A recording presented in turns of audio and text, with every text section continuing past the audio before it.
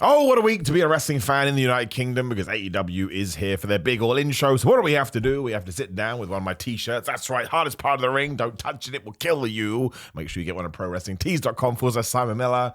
And I'm going to predict the show, because I'm really smart, not really, when it comes to wrestling. So we will start with the pre-show just quickly, which is Chris Statlander and Stokely Hathaway taking on Willow Nightingale and Tomohiro Ishii, mostly because I just love the fact that this match is on the show, because it's totally wild, and of course Statlander and Nightingale will have their proper match, probably for the CMLL Women's Championship at All Out, which happens in 2 weeks, but I'm just going to keep it nice and simple. That's why I think Chris and Stokely will win, because then Chris can be like, I'm now challenging you for that championship, unless of course Willow is actually going to lose that belt, and then they can lose here instead. But I just think it's much more fun if Stokely Hathaway wins, so I'm going to go out on a limb to kick this thing off, and I'm giving it to them. When we get into what many people are saying is the best built match in AEW history, there's certainly an argument to be had. It's timeless Tony Storm, who is the champion, right? I think we forget that because this has been so much about the narrative taking on Mariah May.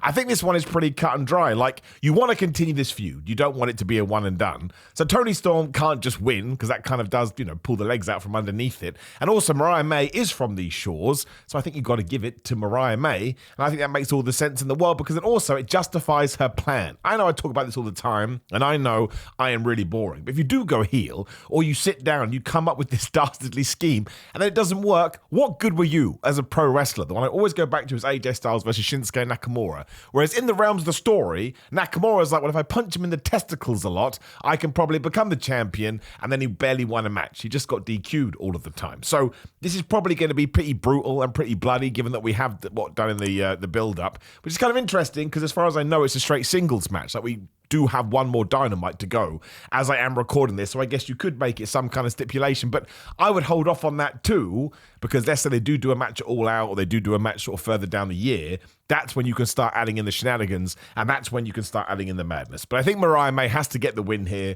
That's quite a cool moment for her, I'm sure, in Wembley Stadium in front of 50,000 people. Some people are going, I can't believe it didn't sell as many in last year. 50,000 people. When you sell 50,000 people for a show, then you can go be a negative Nancy. And we're also going to get MJF versus Will Ospreay for the American title, for the International Championship.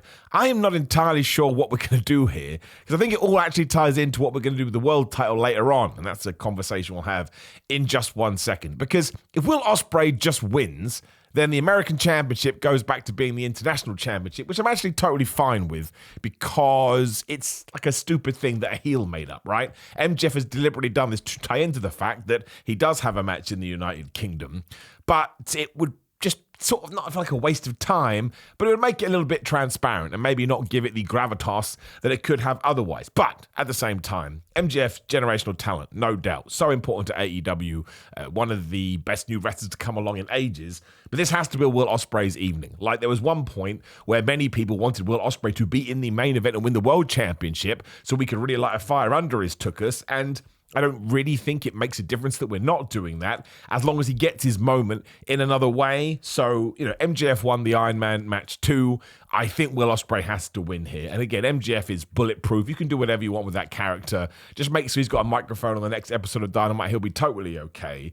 And then I think going back to the international title and giving it to Will give it the importance that clearly AEW wanted to have. Like, they've done a really good job with their women's titles. We talked about one, the Women's Championship and the TBS. It feels like we're trying to do that with the TNT title as well. But right now, given who's fighting over it, the International Championship, I would say, is kind of number 1 and 2 with the World title. So Will Ospreay winning this is another banger match, as we say in 2024, is only going to assist it. And again, when you break wrestling right down, you want to make fans happy. That's why people keep coming back. They enjoy the endorphin rush. So just have Will Ospreay win in a huge stadium 30 minutes from his house. Sometimes the story writes itself. We don't have to rely on AI. So let's just do it. Talking of the TNT title, we're also getting Jack Perry versus Darby Allin in a coffin match. Now, I don't know what to do here either, because Darby Allin is Money in the Bank. He definitely has a world title match, I think, booked for Grand Slam, and he also has another championship match. He's got all of these things that he's won, so he can just start dealing them out. Whereas Jack Perry, even though he did win that TNT title during the ladder match, the last pay-per-view, he hasn't really defended it, which ties into the story with the Elite. So given that Darby is going to be at a main event come September, I think Jack Perry should probably win here. I think we really need to cement Jack Perry as a scapegoat, as the asshole, as this bad guy with his beard. I mean, he also just did take that championship and by himself the footage is out there on social media. The reason it's all like dark and bloody is because he made it in his back garden. Who had that on their 2024 bucket list? But I just don't think, like, sometimes I enjoy titles being passed around hot potato because I think it works for what you're trying to achieve. I don't think that's the case here. And it is a coffin match, right? So no one actually loses, right? Because you have to lock the other person in a coffin. It's not like a tap out or a 1, 2, 3. But Darby Allin will do some crazy stuff. It will be really impressive. But I think it has to be Jack Perry who does walk away with that championship. Again, just to make sure that we do allow people to see him as a bigger star than he was before he came back from New Japan, which I think is the idea. This one mostly is going to be about spectacle. Given what we did last year with the coffin match, and now it's one-on-one. Don't forget last year's when Jack Perry wanted to use real glass.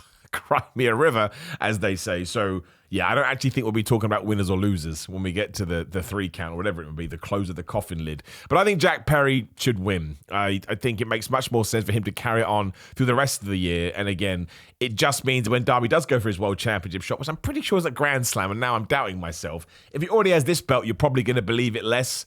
But maybe AEW can come up with a system where you're like, oh my gosh, because he lost here, maybe he's going to win there, even though that's probably not true as well. I'm going with Mr. Perry. And we have Mercedes Moné versus Britt Baker for that TBS title. I'm really excited about this match. I feel like even though the last week of television wasn't I'll say it wasn't the best, because it wasn't bad either, but I felt like the couple of weeks prior had much more momentum to them.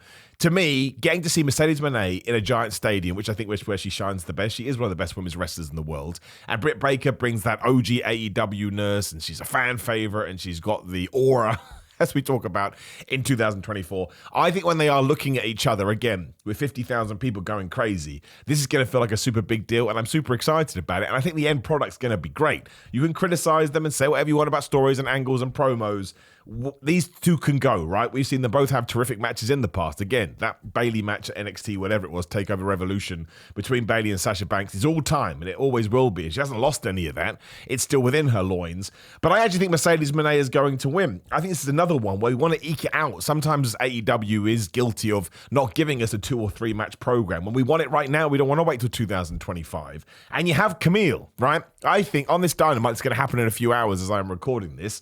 Maybe Britt Baker even beats Camille. That's fine. I don't care about stuff like that. But it's Camille who interferes on behalf of Mercedes Moné. Mercedes gets the win, and then maybe someone like a Jamie Hayter or somebody comes back, and you get that big pop, and then we can do tag team matches for a little bit, or whatever you want to do. Maybe Britt Baker has a friend. But I would definitely keep it on Mercedes right now because I think it elevates that title. I think it means we can do another match in 2 weeks all out. Maybe then if you want to change the belt, you can. But it just cements Mercedes as the star that she has come in as, right? She is being treated as the top woman in the promotion based on her contract, if nothing else, which she has deserved. I hate it when people talk about other people's money. You wouldn't turn it down, so why are you getting mad at them too? Also, you don't know what the budget is. But you don't want her to lose her first big test, I suppose, which is what this is. So I'm going with Moné, thanks to Camille. Which brings us to the Casino Gauntlet. Now, we've never tried to predict one of these before. The winner does get a future AEW Championship match. The problem is I don't know what else is on the card. There's a big chance that Jeff Jarrett versus Hangman Adam Page gets announced for this, or Okada gets thrown into a match. But right now, I would argue those two are the favorites. Now, less so Okada, because he's the Continental Champion, and AEW is trying to build that up as well.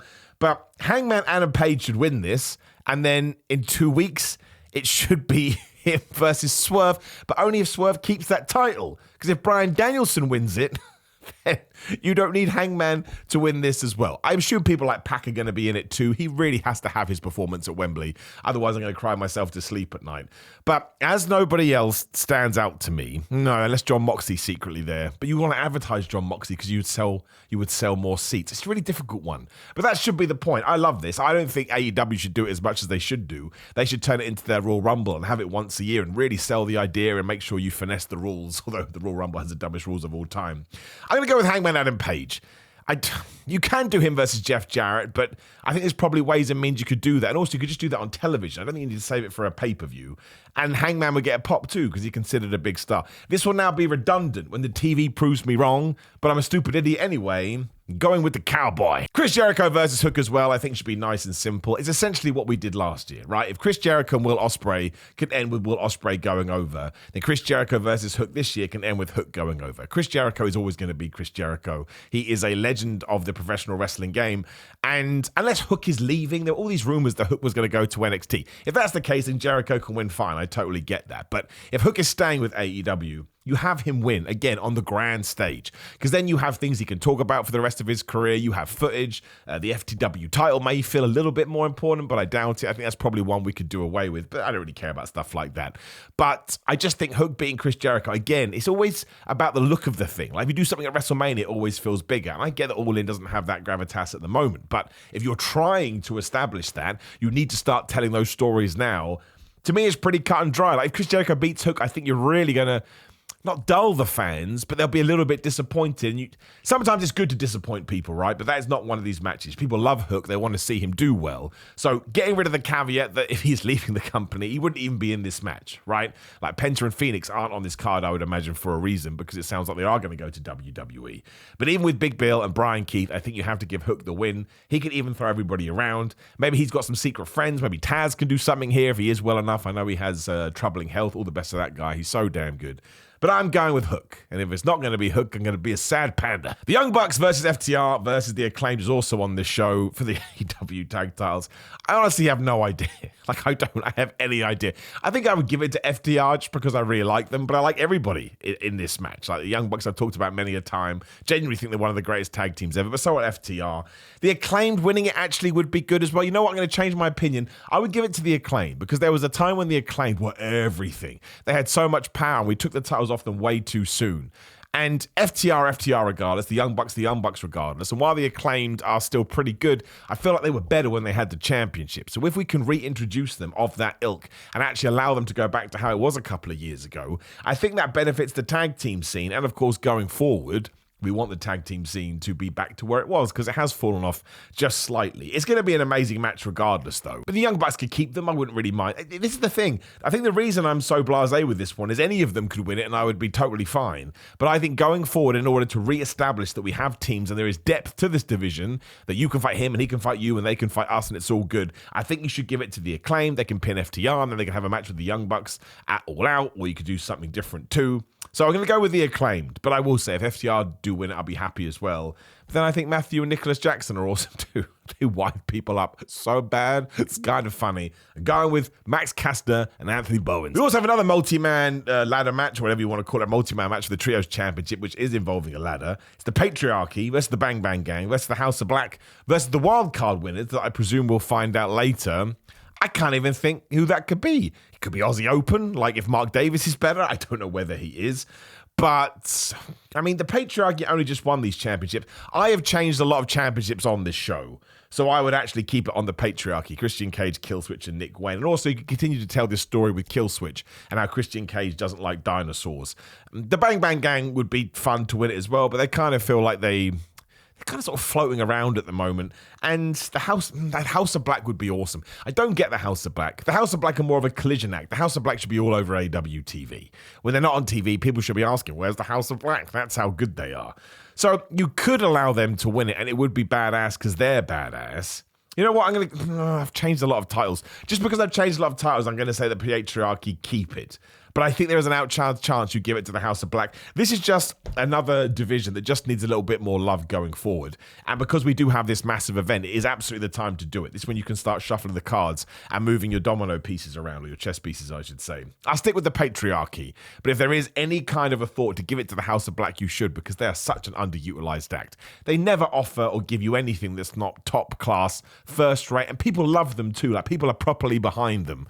And that's just what I would do. But if not, keep it on the Patriarchy, because again, you don't want to change all the belts. You need to have stuff left over in the tank, because All Out is only a couple of weeks away, which is damn crazy. But it worked last year when there's only a week removed, so you can probably do it here too. When we get to our career versus title match, Swerve Strickland versus Bryan Danielson, I do not think Bryan Danielson is going to have many more matches after this at all in terms of his full-time career. So you have to look at it from Bryan Danielson's point of view. He will want Swerve to win.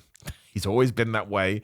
Arguably the most selfless wrestler ever, whereas Tony Khan, we've seen with the likes of Sting and how well we treated Steve Borden. You could imagine that, I'm sure that Tony Khan would love to send Bryan Danielson off into the sunset with 80,000 people, 50,000 people doing the yes chant. And listen, that would make me feel amazing too. But the way I look at it is, if Bryan does lose, we all know that he's done full time. Again, this situation is all out there. And we can still do that. Swerve can leave. You leave Bryan Danielson to have the ring. He does the 360. He probably wells up. I'll definitely well up, have water in my seeing devices. He does the yes chant. We do it too. And that's how All In ends. And I think that's more emotional to me than him winning the world championship. He's only going to go a couple more months maximum. I think there is a Seattle show, which would make sense for him, but doesn't mean he can't work that anyway. And Swerve being the guy to stop Bryan Danielson really does put a pep in his step, right? Like, if you are trying to cement him as the guy and you want to make the world championship feels like something, I understand nostalgia, I understand sentiment. It's what I love the most. It's why the Sting thing was so good. But Bryan Danielson has always been someone, I have to double name him every time I don't know. He's always been someone that he went to AEW for the good of the industry. That's what he wanted to do, and because he preferred the style. I think Swerve is going to win this, and I think you will actually create something that then creates further conversation as opposed to just Bryan Danielson winning the title. I mean, Bryan Danielson, he may be teasing us because he said he learned about lying from Cody, but he has said he needs neck surgery soon. If his neck is that bad, I don't think we need to drive this into the mud. He's already one of the greatest, if not the greatest in-ring performer of all time. We all love him. Again, the feelings are there. We don't need to do anything silly. So I'm going to go with Swerve, which I didn't think would be the case, but done right and executed well, man, we're all going to feel something, and that's what wrestling should do. But more importantly, I want to know how you feel about this card, so drop a comment below, share it, like it, click the notification bell, click the video on the screen, which will be annoying you as well. It's me saying I think Randy Orton should win at Bash at Berlin, meaning he become the world champion. Otherwise, it's grillermind.com/Simon. You just go to time and get 10% off, and sometimes on the pre-workout, you'll get 30% off. All the information is on the website. Train with Anthony Go at home with the Go Fitness. Use code Simon20. Otherwise, it's patreon.com/Simon316. Simon316 across all social media. ProWrestlingTees.com/Simon Miller. And Cameos is Simon Miller. And TikTok is Simon J. Miller. That's where you can find the podcast too. And we also have a dedicated podcast channel, which I'll make sure I link down there in the description. It was doing something weird to my on-demand videos. Anyway, enjoy AEW if you are a fan. Don't worry if you're not. It doesn't matter. WWE ain't going nowhere. Trust me. And I'll see you soon.